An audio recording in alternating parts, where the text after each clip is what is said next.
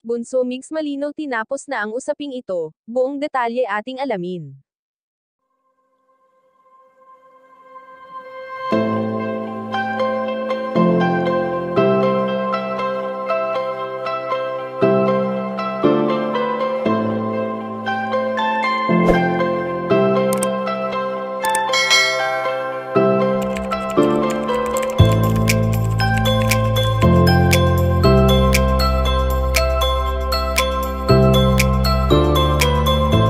Bagong taon, bagong buhay.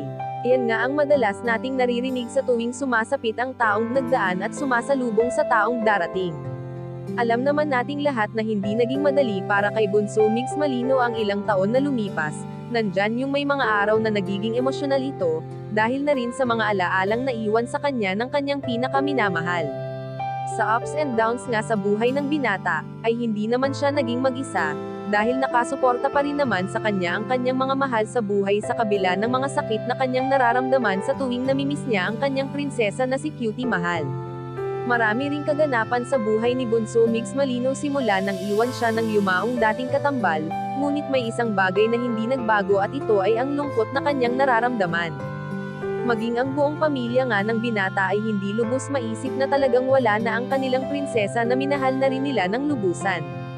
Subalit ayon naman sa aming impormasyon na nakalap na tatapusin na ni Bunso Mix Malino ang taong 2023, na may saya sa kanyang puso dahil na rin sa sunod-sunod na project ang kanyang natatanggap. Bagamat ngayong taong 2024 na kahit mag-isa na lamang siya at hindi na muling makakasama pa ang kanyang prinsesa, ay pilit pa rin naman niya itong inaalala sa araw-araw na dumaraan. Kayo mga kachika, anong masasabi niyo dito? Please leave the comment and don't forget to subscribe.